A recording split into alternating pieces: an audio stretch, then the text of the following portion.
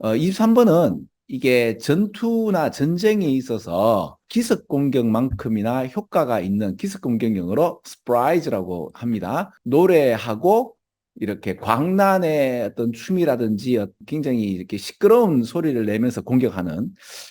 근데 이게 저기 왜 태극기 휘날리며라는 그기 영화를 보면 왜 북한군이 이제 우리 한국군을 공격할 때 왜 그 특공대가 왜 공격하잖아. 그럴 때 그 북한군이 왜 거의 뭐 인디언처럼 와 그러니까 괴성을 지르면서 이제 한국군을 공격할 때 우리가 왜 당황하면서 이게 전투 진열을 잘 못하는 그런 것들이 한번 보인 적이 있죠, 그죠? 그게 지금 딱 23번의 이 주제로 맞는 이야기거든요.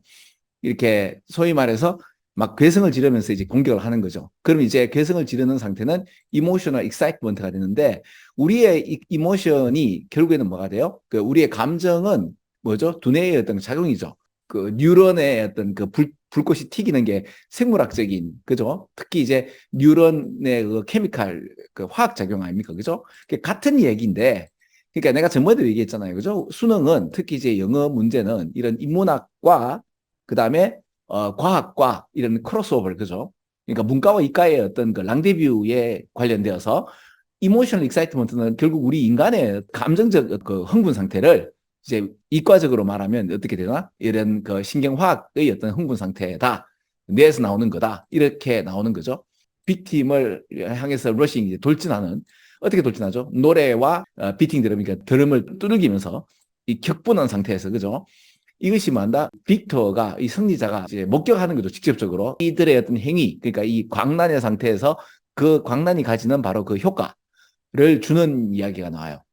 되겠죠? 그리고 이제 월 댄스가 애니미에게 어커밍 어택에 대한 어떤 경고를 줌에도 불구하고 이러한 격분과 이게 싱크로나이징 동시에 얻는 어떤 베네핏 같은 경우는 컴pen세이트 하는 말은 보충하는 거죠. 이게 메이크업볼 컴pen세이트보다 이제 몰라요. 메이크업볼이 훨씬 더 어렵지 않겠나.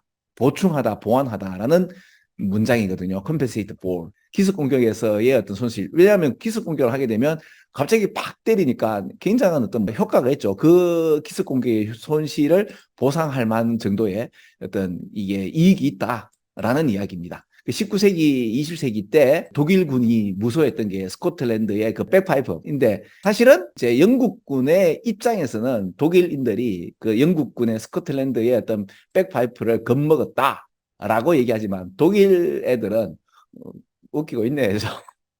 그렇죠? 근데 이제 아무도 무서워하지 않았는데 뭐를 제외하고 스코틀랜드 사람들의 어떤 그 백파이프만큼이나 무서워한 것이 없다. 이게 제일 무서웠다. 디스터빙 그들의 어떤 sheer loudness 이게 엄청난 그 순전한 어떤 소리와 비주얼 스펙타클로 인해서 겁먹었다.